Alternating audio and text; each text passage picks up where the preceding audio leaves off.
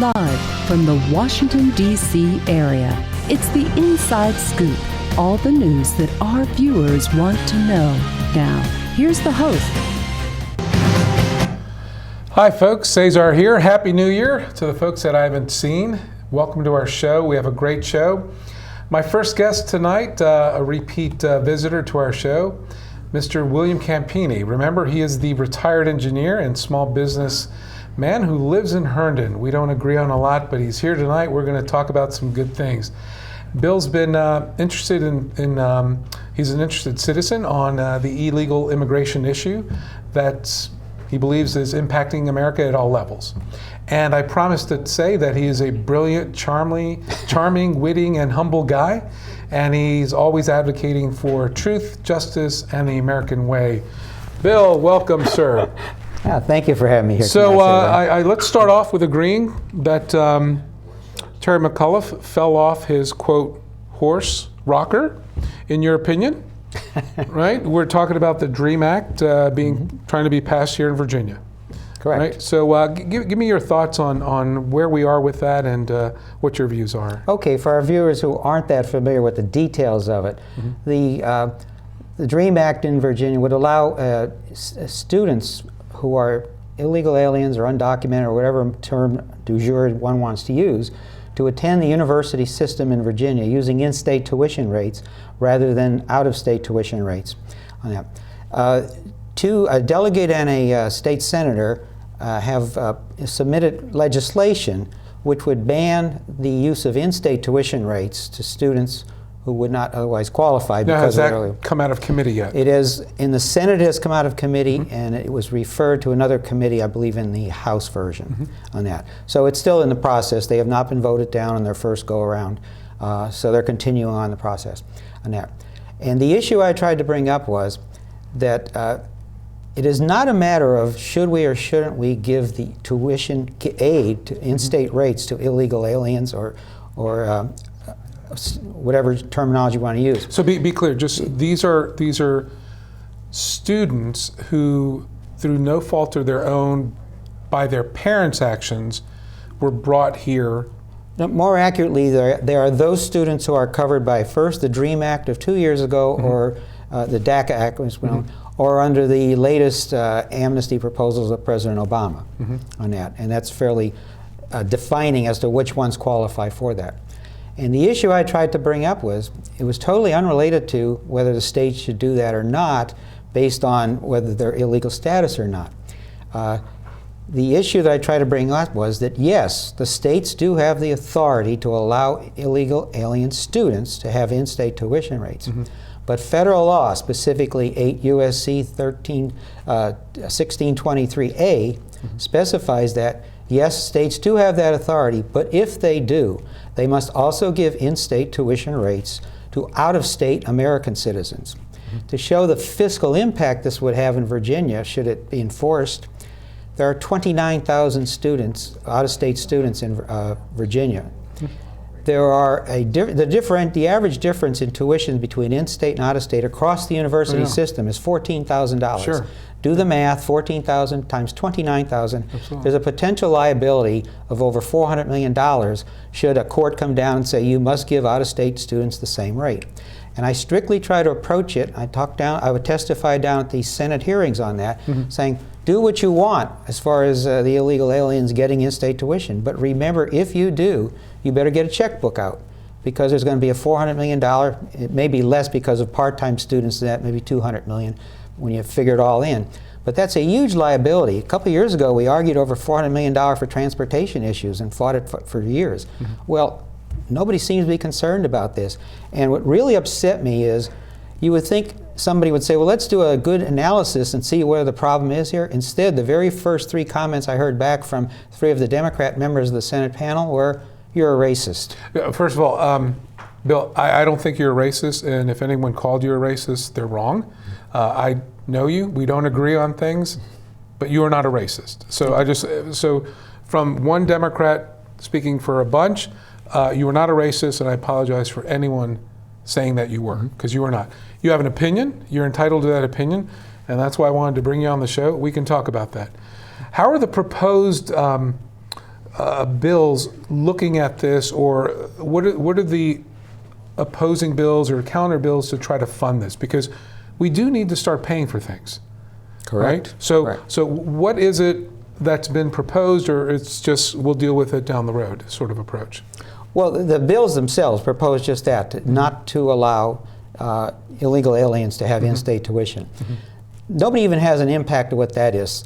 On the one side, to justify this, saying, well, right now there's only 81 such students enrolled. Worst case, even with the new amnesty program, it may be 1,000. Of course, even 1,000 at 14,000 is a $14 million issue for tuition shortfall.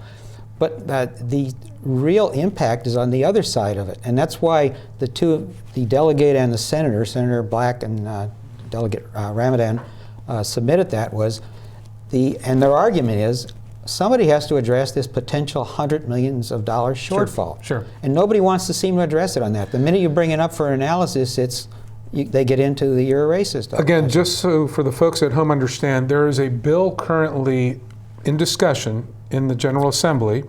Yes. To deny. There is not a counter bill to detail how we provide. No, because there's no enabling legislation, because a lot of people on that side of the issue, I think, are saying, well, the Attorney General and/or the Governor have the right to do that, therefore we don't need a bill. Well, okay. So having the authority is one issue, but I still think you should figure out how to fund things. Correct, and that was my argument. Okay. That's what Senator Black's argument is, and that seems not to get through. Nobody wants to sit down and say, let's talk about this. So I will tell you, Bill, though, the way you structure investing in people, human resources for the future, I think is very different than for a business. In business, you're a business guy, I'm in business. We tend to, as a business, look quarter to quarter, year to year. Now, what's my return? And what's difficult is how you quantify an investment in a student, a preschool, first grader, second grader. How do you quantify that investment over a lifetime? Because I can tell you, sitting here, I'm a product of public schools, subsidized housing, free lunch. We stood in line to get our blocks of cheese. So there's an investment that isn't necessarily returned in a society like ours immediately. These are things we have to decide, and this is my opinion, as a community, we have to decide these are priorities. And until we do that, we really can't ask people to pay more in taxes. We can't ask people to just have faith. We need to have a plan. So I agree with you in that there needs to be a plan. But I think what other people are saying, it's mean-spirited. I've heard mean-spirited. I've heard a little hackneyed phrase by now. Yeah. But I'm with you on how to pay for things. I'm not so sure the bill on its merits, covers or will address the whole issue. We have an issue on how do we further invest in our young capital so they're not necessarily bogged down with enormous loans. Now, would you be for that if they went into some sort of military service or some sort of payback system where they could get a break on tuition if they commit 2, 4, 6 years for? Well, historically, we have always provided in the cases of someone who would volunteer in the military, even though they've passed some recent laws, that's not new. For years, if you served in the military, you were given an expedited thing, and you should. Anybody that risks his life or puts his life on the line for this country, I think he goes to the head of the class. I think that he stands above the ones that just hanging around the mall, while the rest of us, while they're out there doing the fighting and exposing themselves to the danger. So, yeah, in a case like that, that's not even a related issue. That's a totally separate issue. And if you want to do that for America, you should have a fast track to be an American citizen and all the benefits of the society that it can give you on that. One other thing I want to throw in there is, they talk about the mean-spiritedness and the unfairness. Well, okay, if we give an illegal alien in-state tuition rates, essentially a $14,000 a year scholarship. Well, there's a black girl out in Kentucky whose dad is an unemployed coal miner who would love to go to the University of Virginia and can't afford it. And if she does go and somehow finds a way of affording it, by paying $15,000 more per year, she'll be actually funding the illegal alien student who shouldn't even be here by rights right now. Well, let me stop you right there. So some of us prefer the term undocumented. Illegal.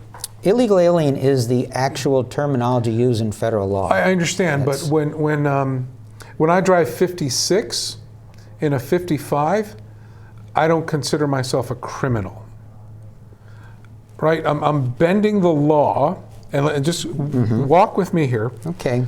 In your opinion, what is the relative crime relative to the punishment? What should fit that punishment for being here against your will as a child brought by your parents? What's the crime in that? First of all, you can't, across the board, you can't make a single statement because everybody's situation is different. Good. However, the laws where they are specific, they should be obeyed. If you don't like the laws, then do not break the laws. For instance, there are two categories of people who are here illegally. One is the one that snuck in. The official term is entry without inspection.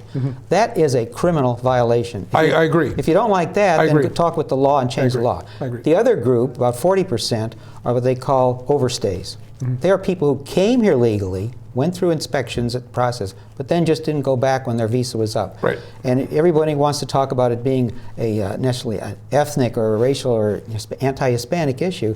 Well, no, I'm also talking about those Irish bartenders that populate half the bars in Boston and New York City that shouldn't be here and would be covered by the same rules. That's why I say you're not a racist, because you're an equal opportunity sort of targeter of the law, application of the law.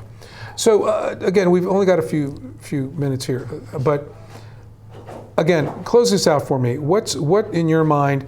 What's going to happen with this bill? Because McAuliffe has already, Governor McAuliffe has said he said he'd veto it there, but that we can't. Every time a governor or president says he's going to veto, you can't stop there. As you're well aware, lots of times on the other side of the political spectrum, the Democrats have submitted bills when Republican presidents in there, knowing full well they'll veto them. But what it does, it establishes another step on the way up the ladder on that. It says, okay, we lost on this one, but we established this is the new baseline. Good. Well, there you have it, folks. Bill, thank you again for coming. It's a pleasure. I do enjoy having you on. We're going to have you back to finish this more, folks. We'll be right back with our next guest, and stay tuned, Bill. Thanks again.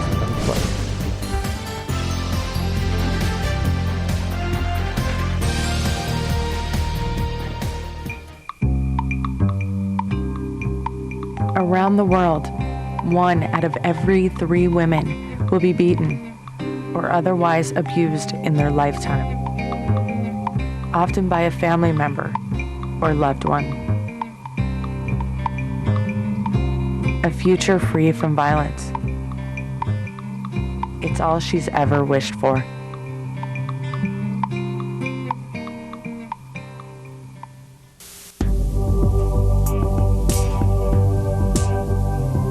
Did you know you have the power to stop children from joining gangs? You can help a father find a job and home for his family.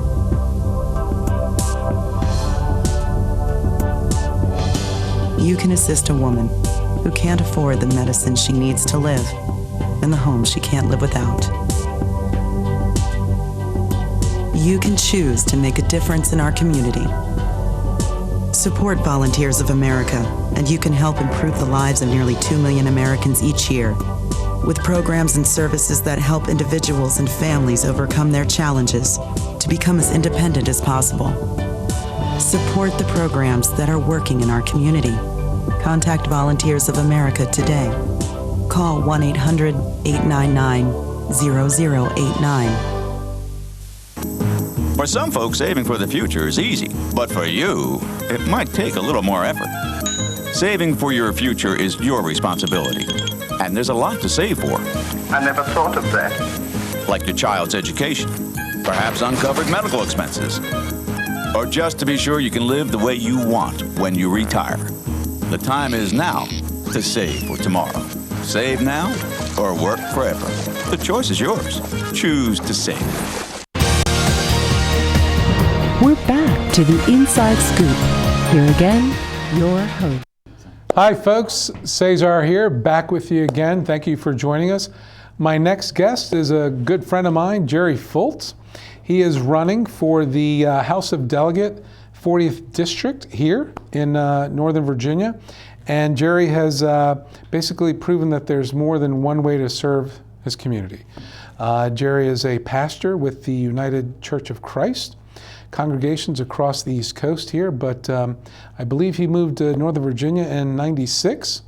And not only did Jerry start and grow a new congregation in Centerville, but he also supports 41 separate churches and their pastors. So Jerry, thank you for joining me, sir. Thank you for inviting me. I am so glad you're here, and as just a political person, I love hearing about people getting into the races. This is your second race? Yes, it is. I broke the record. Nobody's done it before in this race in the last 12 years. Okay, so why'd you do it? What makes Jerry tick here? Who is Jerry? Well, I'm a lifelong pastor. I'm retired from serving the local church. But I've always served the community. I wasn't confined by the walls of the church, and my congregations also were interested in reaching out to the community, so I was involved in that, and in many ways I feel like I became a pastor to the community.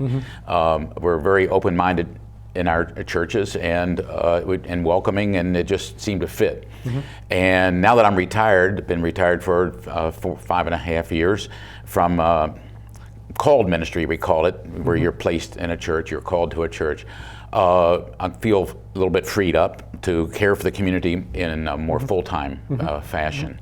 And the values that I find really at the heart of our church are very much the values that I'm running on in my campaign and caring for the community, relating to the the Virginian family, the needs of the family and the ways in which the family needs some protection from all that impacts the family. They're under a lot of stress, as I know, in our community. And I've lived in Virginia 32 years, and my last campaign really helped me understand more of how people live in different parts of the district. I was not familiar with some of the areas in Prince William County and the roads and the traffic, and I was out at all kinds of weather and times of day, and I can really appreciate what people have to deal with. What was kind of the message you were hearing that was different? What did you learn out there? What struck you? What did you take away? What did you remember most about the last time?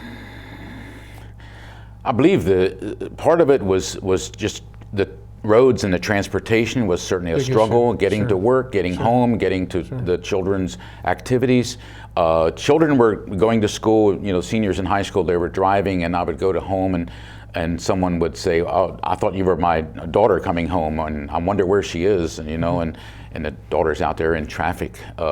Trying to make left turns on highways is pretty dangerous sometimes, on Sudley Road and Clifton Road, and that kind of thing when the traffic's heavy. I believe the economy was really impacting families badly. People's earnings were not keeping up with their expenses. In fact, they were losing real dollars, and that's still true today. Nothing's improved, I think, in that regard in the last 2 years, and that's partly why I'm running again. So you mentioned transportation, you mentioned the economy. What are some of the other sort of bullets or things you're going to run on? Thank you. Education is really the big one. I mean, everybody believes in education. We want education, and yet the state legislature keeps reducing the funding that goes to education. The schools, the local schools struggle more and more with reduced funding, and it falls on the laps of the taxpayers, and so it's really a struggle. And it's not just the funding for the schools, it's funding for the teachers. We need to have good teachers, and they have not fulfilled the obligations to keep up with their retirement that's supposed to be provided. So they're really reneging on that promise. That was done under a previous administration, wasn't it? Where the funds were actually, I don't know if the term is rated, but they weren't exactly left to what they were supposed to be allocated to balance the budget. Right. My previous guest, he's pretty, adamant that we need to pay for things, or we need to figure out how to pay for things. I keep seeing our budget going down and down, less and less. It takes an investment to maintain these very, very high caliber public school systems that we have, especially in Northern Virginia. Exactly. How are we going to do this? There's a number of ways, and one of the quickest ways is look at the unnecessary subsidies we do and the tax breaks we give to people that don't need it. The coal ministry mission. The coal industry is in decline. The coal workers are reduced in number, and their health is still suffering. So we need to look at alternatives and stop propping up the coal industry artificially with what is $180 million of tax breaks every year. Really? Wow. So it's an artificial industry. It's an artificial market. Where are the people that want to let things rise and fall according to market needs? I'm not an absolute on that, but certainly in this case, I think it's unnecessary. And we're suffering from coal-fired power plants. Right. Let's face it. Right. We have so many alternatives that could really help develop new jobs. There's tens of thousands of new jobs that could come into being if we really worked on renewable energy development, from offshore to biofuel, all kinds of ways, wind on the mountaintops. And we're really holding back on that, and it's really a crime, and we're all suffering for it. The pollution in our air, in our water, is just rampant. And I'm a conservationist. I'm an old Boy Scout. I love clean streams. When I go canoeing, I would fill up my canoe with all the debris, and I'd have to take trash bags with me, whether it's on the Potomac or on Occoquan. What do you tell folks? What do you like them to know about you when you're out the doors? I imagine you're knocking on a lot of doors these days, right? Exactly. So, yeah. What's your message to those folks? Well, I want to understand them, and I want to be a listener, and I want them to believe they can trust me. And I've had people say, well, Jerry, I do know you, and I trust you. I may not always agree with your positions and everything, but I trust you to make a good decision overall. And so they understand my interest in helping them with jobs and with schools and with roads. Public transportation, another thing that we just haven't done enough with. And I think you know, we could just do so much more. In our western part of Fairfax County and northern Prince William County, public transportation is really lacking. 66, Gainesville. Oh yeah, it's tough. Just, anything on the horizon that you see that's going to help? I mean, do you see any type of legislation either at the state or federal level? I mean, what's out there? I mean, because I used to make that drive, by the way. I used to drive from Gainesville into Reston. And it just, one rainy night, it took me about 3 hours to get home because there was an event at what was then Nissan Pavilion. Right. And I was like, I'm done with this. Right, exactly. I mean, what can be done? Well, the one big thing, and we need to be planning for it, it'll take some time, I know, I may not see it, but to extend Metro out to Gainesville or Haymarket. Sure. After I moved here, they put in some of those HOV exits and entrances beyond or coming out from Vienna instead of extending the lanes, you know, the train. And I really am sad about that. I'm glad to see the Silver Line going. And amen. Really, that'll be a help. It'll be a boost for business. Sure. Yeah. Sure. Anytime. So, how much interaction do you have with sort of the other local government bodies like the Board of Supervisors? Or I mean, do you know them fairly well? Getting better at it. Mike Fry has been my supervisor. He's been our supervisor the whole time Sully has existed. He appointed me last summer to the Council for Human Services, where I'm learning a lot about the details of the needs of the people in our community and the struggle with dealing with the budget. So the council serves as sort of advisory to the supervisors, and we're really oriented to the human services. I know there's other needs, public safety and education, so I kind of have all that in mind, but we're dealing with the human services. And so we had meetings with him, and I also met with him with another group, the Faith Alliance for Climate Solutions, talking about how we could save tax dollars on being more responsible in using energy in our hundreds of public buildings that the county owns. We could save over $2.4 million just in energy to air condition and heat our buildings, schools and otherwise. So and I think they are working on it, but I'm not sure how much that is being done, but that could be really significant. Assuming you wake up day after election, November, what's the first thing you're going to do? Assuming I win, of course. I said that, right? Right. Assuming you win. Yeah, well, I'd be really thrilled and honored and humbled at the same time that people would extend their trust to me. And I would honor that trust in every way I can. They're trying to meet their needs, trying to work for good ethics that we don't have in state government, in elected officials. I would be working with other legislators, whether they're Democrats or Republicans, to have responsible legislation to help do the things I think that'll be good to serve our families. Anything, we've only got a few minutes left, but anything you want the viewers take away from, the viewers that might not know you as well? One or two things that you got to remember about Jerry Foltz. Well, I think it's important. I'm a family person. I sometimes forget to mention that my wife and I are celebrating our 50th year. Congratulations! This year. Oh my gosh! Not until August, but we're already in it. We're already at 50th Christmas. So you're a committed guy here. Yeah, 9. Well, I believe in commitments. I'm from the old school, I guess you might say. Yeah. And we have 9 grandchildren scattered around the East, and Centerville, and Washington, and Baltimore, and South Carolina. So family. I understand what family is, and I appreciate the immigrants I work with too in Centerville. They're very family oriented. They come here partly to help their families at home, and that's so important to them, and people don't understand how their values really mesh with ours in so many ways. Yeah, and that's again to my previous host guest's point. There are people that come here without documentation or overstay, but what I've seen, what I've heard, the people that I've talked to, the reasons why they do it is really the opportunity we have in this country. Right? It's the education. It's the chance to make something better for someone else. Right? I mean, that to me is what the immigrant story. It's very uniquely American. And I'm sure you hear. I mean, you have a very diverse district. I do. I looked at it for sure. It's Right. quite a diverse district. So. Do you speak any other languages, by the way? I'm still trying to learn Spanish. Oh, okay. Yeah. Rosetta Stone helping you, or we just bought the set. We gave it as a mutual gift at Christmas, a new set of Rosetta Stone discs. So we'll be working on that. Oh, wow. But also working with the Labor Resource Center, the 650 registered workers we have there. You were instrumental in that, right? Our church and my wife, she's still president of the Centerville Immigration Forum Board of Directors that started that. That's amazing. We're in our 4th year. Now that's privately funded.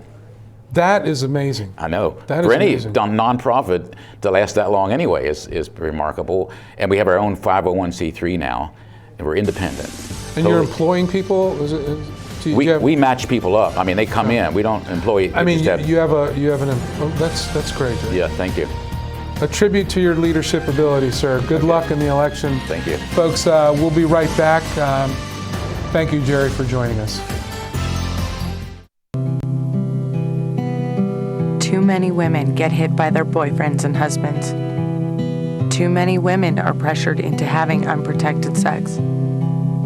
Half of the people in the world living with AIDS are women. It doesn't have to be this way. Together, we can change this reality. Let's strive for a world free of violence.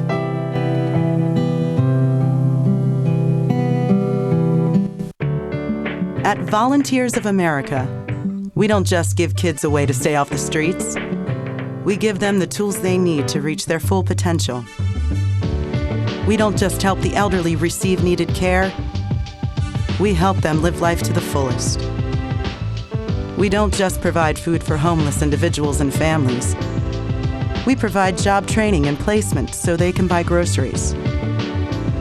Volunteers of America is a national organization that for over 100 years has provided programs and services that allow people to overcome their challenges to become vital members of their community. At Volunteers of America, we don't just help people, we help people help themselves. Find out how you can support the programs that are working in your community. Contact Volunteers of America today.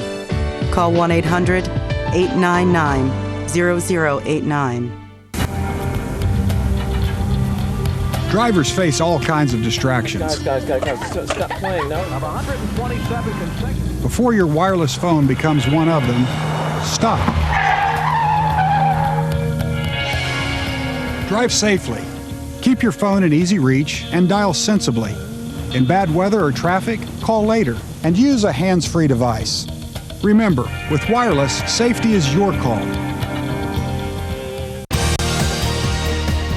We're back to the Inside Scoop. Here again, your host. Hi, folks. Cesar here. I've convinced my guest, Jerry Foltz, to stick with us through this next session. I've got a couple interviews I want to share with you. First is with the Lieutenant Governor, Ralph Northam. And then I've got another interview I want to share with you, the newly elected congressman to the 8th Congressional District.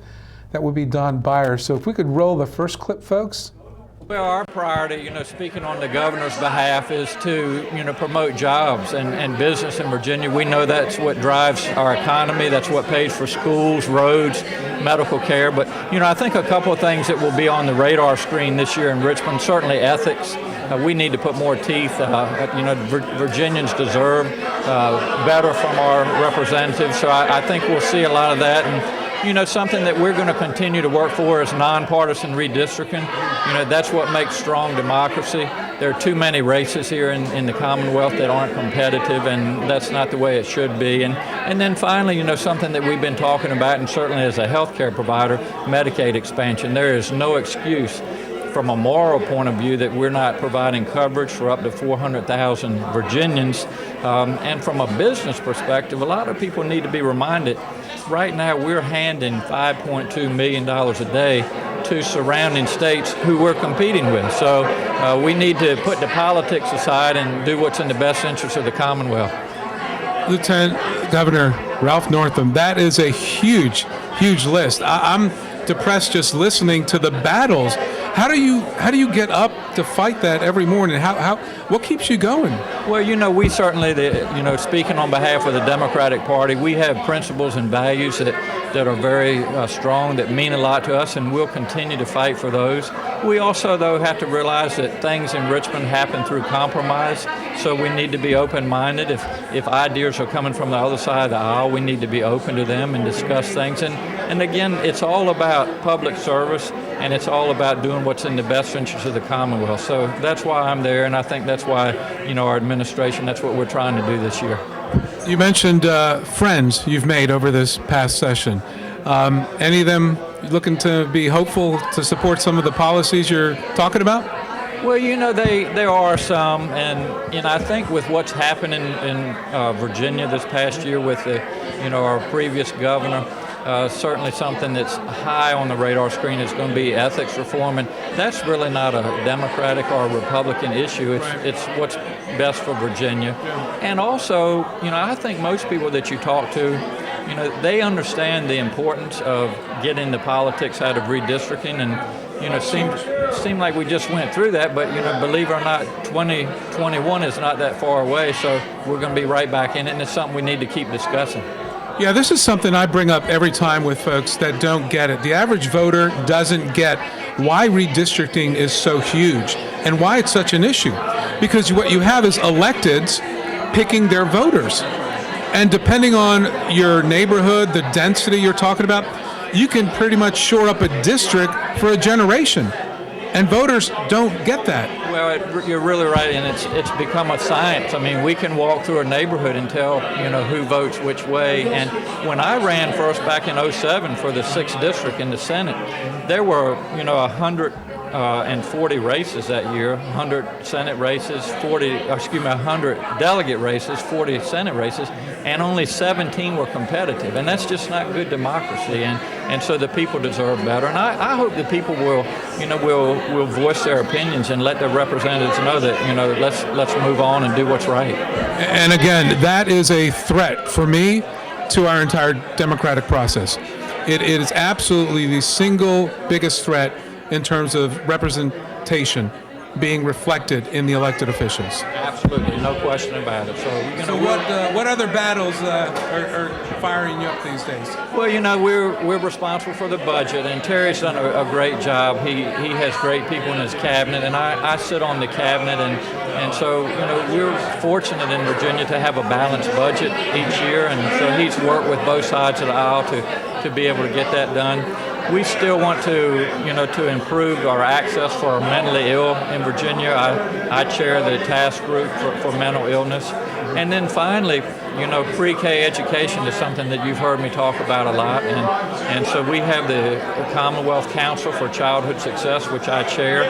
We just about 2 weeks ago learned that we have a $70 million grant to help with pre-K education. So those are some of the things that I'll continue to work on. And again, we have our principles and values, but a lot of these are nonpartisan issues. So hopefully we'll be able to get some good things done. Sure. Well, anything else you want us to remember or you want to leave us with?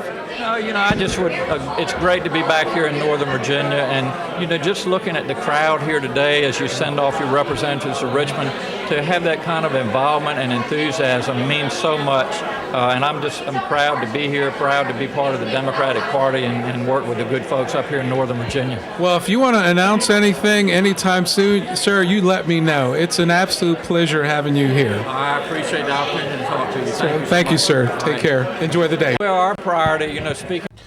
Well, folks, that was my interview with Lieutenant Governor Ralph Northam. The next interview I want to share with you is with the then newly elected Congressman to the United States House of Representatives, Mr. Don Beyer. Sir, congratulations again. Thank you so much for coming out here and talking to us. You're on Fairfax Public Access. And Don, we go back a little bit, but tell the folks why you got into this and what you hope to accomplish here. Are you just talking about breakfast this morning, or no? I'm so excited. I get sworn in as the new congressperson from the 8th District in 2 days on the 6th. It'll be a really great new chapter and adventure, and I'm so excited about being able to do my best to offer leadership on a national level. And people keep asking what the goals are, and I campaign primarily, centrally on climate change. It's encouraging but discouraging that the rest of the country is waking up to the reality of what climate change's impact is having on us all. And of course, we need to really invest in our economy. This huge gap between rich and poor can somewhat be overcome if we can provide ever better job opportunities for the middle class, the lower middle class, and the working poor.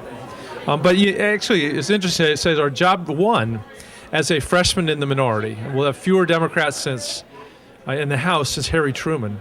We'll be trying to build the relationships with the moderate, sensible Republicans where we can actually work together to get things done. I know, but I sure hope so. I want this to be so. Because if it's just going to be up to 188 Democrats, we're not going to be able to get anything done. So we're going to have to be able to find ways to things we could work on together. Now, you've been doing this for a while, right? And you've been in politics, but you seem to have the fire in the belly. How do you maintain that level of energy and commitment, that drive? Because people that talk to you, I talk to you, we notice you are like focused and determined. What keeps you going? How do you do it? Frankly, I don't really know any alternative. And years and years ago, my grandfather died before I was born. So I only know him through the stories at the Thanksgiving table and the Christmas table and the like. But the one piece of wisdom from his life that has endured with me is that when we get to be an old man or an old woman, do we want to look back on a lifetime of accumulation or a lifetime of contribution? It seems to me that's a very simple choice. So I'm 64 right now, young 64, but much though I love to play golf or play bridge or go hiking, that doesn't change the world. And not that I can ever do any of this by myself, but I would like to do whatever I can. That's quite insightful. I always thought you were a cerebral, deep thinker and wanted to contribute, and it's clear that that's who you are. What do you want the folks that don't know you well or don't know about your politics to kind of know or remember about you as you go into this new role? I've been a salesman most of my adult life, car business, blah, blah, blah. But I've discovered that the best salespeople are the best listeners. And I think that's true with people who would be political leaders, is that we need to be really good listeners. So as we build our staff on Capitol Hill and succeed Jim Moran, what I'd love for us to be known for is accessibility. That when people have real issues, real ideas, real problems, that they can get them to me and to the people around me, and that we can do our best to act on them. The last thing I wanted to be is disconnected from the people with real lives and real families and real problems that I would like to do anything I can to help make better. Oh, that's a great attitude. I think for Democrats, I think for me, I would like to see us continue to grow the party, grow the outreach. We sometimes get sort of in this echo chamber, and we lose sight of the real voter. So that's a great thing to certainly have as a priority.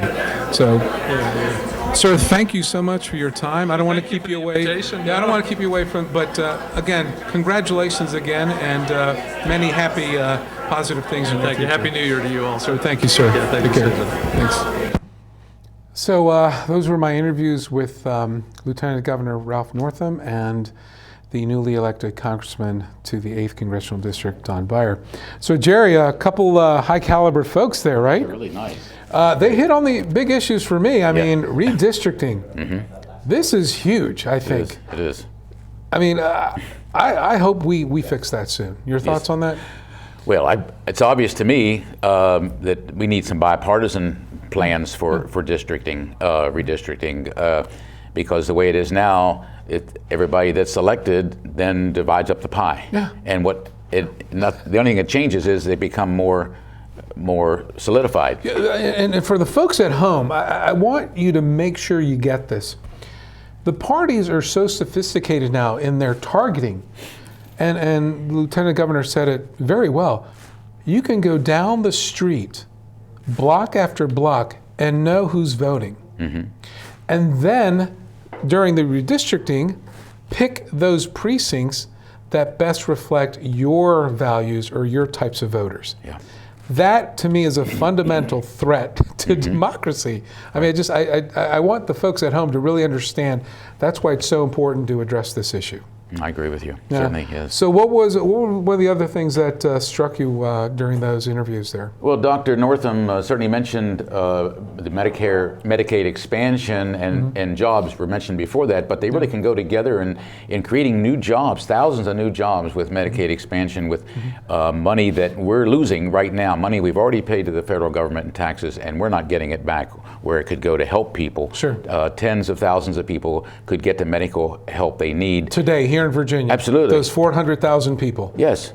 Yeah. And hospitals can be better supported knowing that they'll get some of the Medicaid payments too. Sure. It would really help. Well, thank you, Jerry. We're going to be back in the next session as well. Jerry, thank you for your insights there. We've got another interview coming up, and hopefully you folks can stay around to see that one. It's with Justin Fairfax. He was the candidate the last go-around for Attorney General. We're back to the Inside Scoop. Here again. This year, 28,000 Americans will be diagnosed with oral cancer. Every year, 7,000 Americans die of oral cancer. I'm Eva Cohen, and I'm an oral cancer survivor. I didn't fit the profile. I didn't smoke or drink. I had no family history of cancer, no family history of cancer. I was 31 years old. I went to see my dentist about a sore in my mouth that wouldn't heal. It was oral cancer. I had to have a radical neck dissection and a portion of my tongue reconstructed. I didn't know if I was going to live or die. I'm Surgeon General Richard Carmona. The survival rate for oral cancer is only 50%. Oral cancer can happen to anyone. If you have a sore or lesion in your mouth that doesn't heal within 2 weeks, see your dentist. Early detection is the key. Early detection saves lives. I know.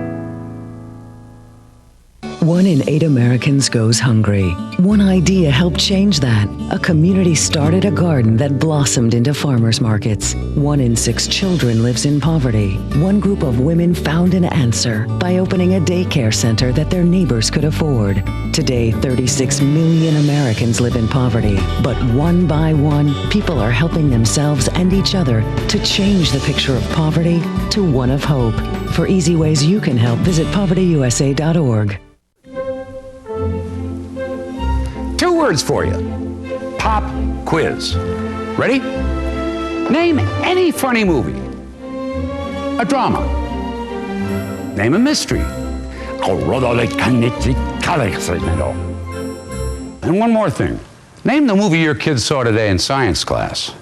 Know what really matters. Know about your kid's school. And know about your kid. Find out 100 ways to know more, do more. We're back to the Inside Scoop. Here again, your host.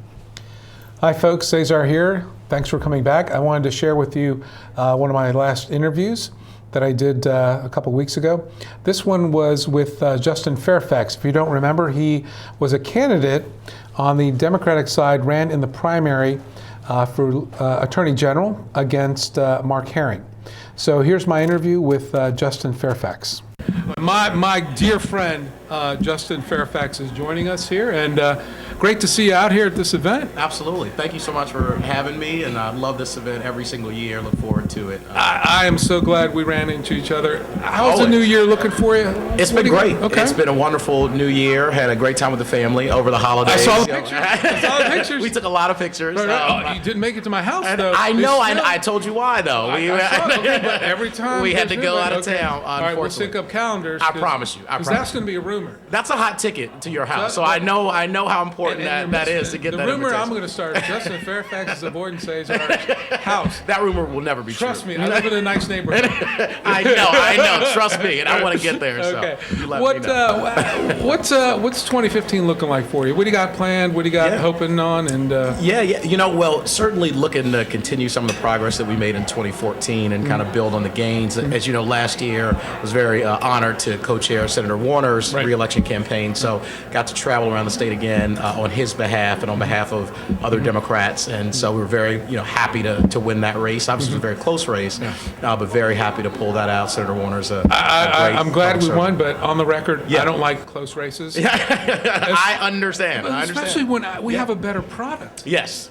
No, I completely agree. I think we keep missing the boat on the message resonating with the voters. Yeah, I mean, I think that's something we're going to have to look to tackle in 2015 and beyond, is to make sure that we get people to come out, that we make sure they're energized and excited. As you know, in 2014, we had one of the most historically low turnouts among voters in history. And so we've got to change that. We've got to figure out the formula to change that. I think it does start with what you said, which is with the message. We have a better product, but we've got to talk about the issues that people care about around their kitchen tables. What's affecting them economically, what's affecting their families and their chances to advance in this country and in the state, and I think that we'll do that successfully. So there's about 150 races in the county this year. Is that all now? Last count, my head Virginia. was spinning. My goodness. How do you feel about our chances to maintain or gain what we've got out there? Yeah, well, I think we start off with a really great chance to pick up a House seat with Kathleen Murphy, who I think is an extraordinary candidate. I've been very proud to support her, and I'll be knocking doors again later today, as I know a lot of us have. And she is an example of what you talked about, someone who has a great message, is just a much better candidate than what the other side has put together. And so, looking forward to elect her on January the 6th. And then going forward from there, Kevin Sullivan down in Richmond is a wonderful candidate. I've gotten a chance to talk with Kevin actually over the last couple of years, and really hardworking, great guy talking about bread and butter economic issues. And I think that'll resonate very well down the 74th. And I think going beyond there, as you said, about 148 other races at not only in the General Assembly, but at the municipal and local level. I was just talking Fairfax County. we got just this month, right? Yeah, the board of supervisors. That's right. Education, water and soil. That's right. We've got it all. You're absolutely right. And, and again, some really great folks who are standing for re-election, and some newcomers too. And I like to see people stepping up, getting some new folks involved in the system, because again, that helps to grow the pie, helps to grow the excitement among the electorate, and I think increases our chances of winning. Which, as you know, we're about winning first of all, but we're about winning for a reason, because we're better. We believe for the middle class, for folks who are striving to get more opportunity, and that's why it's critically important that we do win.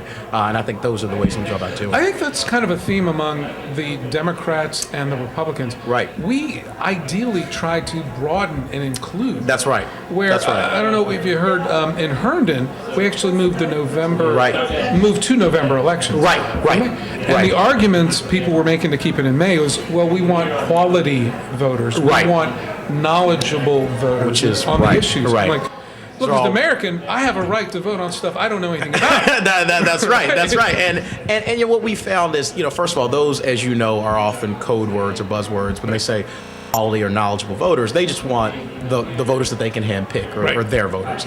We want all people who are eligible to vote to be able to vote. And one part of the last election that was particularly exciting for me was I got to do voter protection from the boiler room on election day. So we got there 5 a.m., stayed there all throughout the day because it was critically important that, especially with these new voter ID laws that came into effect last July, that we make sure that people are not turned away at the ballot box. Brother, you're pulling at my heart. Well, you fought for this, and I also want to compliment you, Cesar, because people who watch this, who obviously will know you, but know us both, know that you have just done incredible work, not only in this county, but really throughout the state. And during your chairmanship, I remember one thing in particular that I was very proud of was you're taking sort of ballot access to another level and making sure that in languages were printed for 22 languages. It was incredible. Videos too. It's incredible, and and that's the kind of thing that when you talk about inclusion, broadening the electorate, creating more opportunity for folks to participate in our democracy, that's what we're looking to do. That's what it's about. Absolutely. No, thank you for saying that. That means a lot. No, without question. Without question. And I think if people kept the focus on those issues, that's right. I think we would start to get people to understand who we really are about. That's exactly and right. we won't lose to these little buzzwords and that's right. sound bites. That's right. That's right. I just think, we're our worst enemy. That's right. We often when it comes to messaging, we try to cram too much details and it puts people to sleep. Yeah. Because they're busy.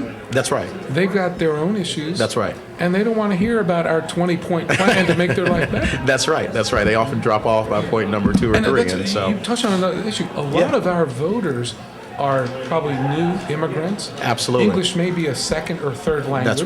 That's right. And we just overcomplicate things. That's right. How are you going to put food on my table? That's right. That's exactly right. How are you going to help me get a job? That's right. Help my kids go to college. How are you going to make college affordable to my kids? I mean, that's exactly right. And those really are the critical issues. I mean, we saw at the national level, President Obama, I think, has done a fantastic job of zeroing in on those issues. And we've seen sort of the product of what, Democrats being in charge can do. So you see the stock market at record highs. You see unemployment at record lows. We're seeing increasing economic gains among a broader swath of the But American it's at people. the higher level. That's right. And now, as the president always says, it's about not from top down, but from the middle out. Right. And so we've got to make sure that people are experiencing sort of the gains that we've made in the broader economy at every single level. And just as importantly, that people feel like they have economic mobility. Right. That really is the key, Absolutely. And that's what the American story is all about. It's no matter where you start, no matter where you come from, no matter what your last name is, you get a shot. You get the opportunity. You get the opportunity. Right. I mean, that's what makes America special. That's right. You're not forced or predestined to injure sort of your career, your life in any particular way. Right. You always have a shot to advance in America. That is uniquely American. It really is. It really is. And that's now you're tugging at my heartstrings. I mean, that really is the story that it makes me a Democrat. That's right. As well, because we believe that to our core. Yeah. And I think when you take away sort of everything else and you get that message across, that's when we really win. So here's for me what delineates Republicans from Democrats these days. Yeah. Today you have corporations, record profits. Right.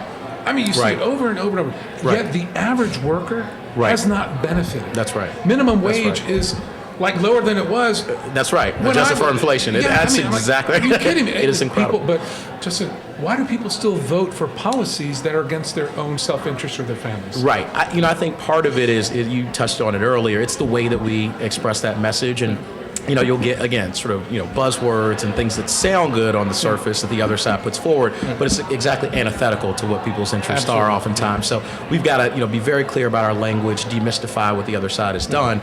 But again, I think just as importantly, we do better when we grow the pie, when we broaden the number of people who participate in our democracy, because, Republicans oftentimes rely on lower voter turnout. I mean, we see this, through voter ID laws, but also in off-year elections. Right. The refrain I hear all the time is, if it's lower voter turnout, that's good for Republicans. Right. Well, if I were a Republican, I have a lot of good friends who are Republicans and really wonderful people. I would not want that to be a defining characteristic of my party, that the fewer people participate, the better I do. Right. I want the exact opposite to be true. The more people who are involved, the better we do. And I think that's called representative government. That's what we should all want. Take it or leave it. That's Take right, it or leave it. as Americans. So I mean, you focus on exactly the right things, which is to really hone our message, talk about the specific things that families are sort of dealing with, struggling with, primarily economic quality issues. And really drive those home to people and tell them how electing Democrats and what our policies mean will make their lives better, will improve their chances of economic security and opportunity. And I think that if we do that, we win. Excellent. Brother, I'm going to let you go here, but got to ask. Not at all. No, please, by all means. Do you want to announce anything? I want to announce that I'm excited about your show. I think it is a wonderful thing. And again, you've been such a great leader. You're too kind, sir. And I mean that. And you're a friend. And so nothing personally to announce other than that we had a great Christmas, a great holiday. You come right Always. Maybe at your house if I'm invited again. Oh, my God. That's a done deal, sir. Excellent. Thank you. So thank you for everything you do. Thank you, sir. God bless you. Thank you. Thank you. And folks, that was my interview with Justin Fairfax. Mr. Foltz, rising star? Absolutely. He is so energizing. Yeah. I just admire him. He's always been gracious to me, and he remembers me, and I'm honored. And he remembers everyone. I know. He's so great. He's an inspirational speaker, and he's got a role. He can just about write his plan. He's got a future in the Democratic Party. Absolutely. I mean, people don't know, for the folks at home that don't know, he came pretty close to winning the Democratic nomination for Attorney General. Right. And it was a battle. Yeah, sure. It was a real battle. Oh, yeah. Oh, my goodness. Yeah, so he's got endurance and determination, drive, and the energy. I just love the energy. I tried to pin him down. Did you know? Yeah, I heard that. He's holding back. I definitely think he's got a future there. Yeah. What were some of the things that kind of touched his kind of a big priority or from Justin? Yeah, what's well, I believe his interest in getting better voter turnout, I think is really important because people are missing out, they're being involved, and it's part of our democracy to have people take part, be informed, and to come and vote. And I think it's really, really great. And also his interest in having more candidates come out and be prepared and to take part. It's grueling, I know, and I can see why some people just don't want to do it, but we need to be doing it. We need to. I think if you've got a good farm team, if you've got a good bench, the cream always rises, right? So if you've got a lot of people that are engaged, you get better officials, I think, as opposed to what I've seen. Some people want to be handpicked or want to control who gets handpicked for certain roles. I think you open it up and let the best man or woman win. I think it's great. Yes. So, Mr. Foltz, I want to thank you again for coming on and also sticking around. Oh, thank you. You've got some insightful views. I hope you do very well. Thank you. In November. And if there's anything I can do to help you, certainly I'll keep that in mind. And certainly come back too between now and then. Be glad to. Thank you very much. Talk about where you are and so forth. And for the folks at home, thank you for joining us, and we'll see you again here next week. And again, have a safe, great week. Talk to you soon.